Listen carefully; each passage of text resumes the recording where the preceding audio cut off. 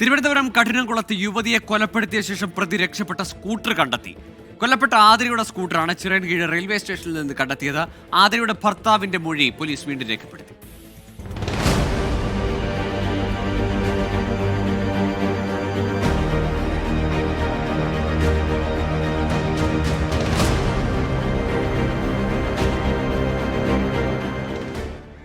പ്രതിയെക്കുറിച്ച് അന്വേഷണം നടക്കുന്നതിനിടെ ഇന്നലെ വൈകിട്ടാണ് റെയിൽവേ സ്റ്റേഷനിലെ ടിക്കറ്റ് കൗണ്ടറിന് സമീപത്ത് നിന്ന് വാഹനം കണ്ടെത്തുന്നത്.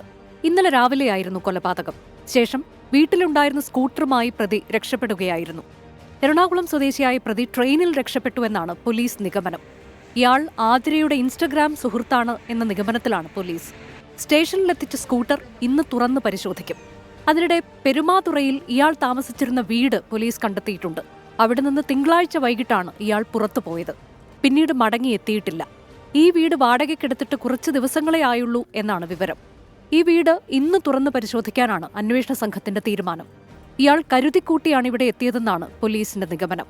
തിരുവനന്തപുരം റൂറൽ എസ്.പിയുടെ നേതൃത്വത്തിലുള്ള സംഘമാണ് കേസ് അന്വേഷിക്കുന്നത്. 4 സംഘങ്ങളായിട്ടാണ് പ്രതിക്കായുള്ള അന്വേഷണം. ഇന്നലെ രാവിലെ 11:30 പൂജാരിയായ ഭർത്താവ് വീട്ടിൽ തിരിച്ചെത്തിയപ്പോഴാണ് യുവതിയുടെ മൃതദേഹം കണ്ടെത്തിയത്. 24 തിരുവനന്തപുരം.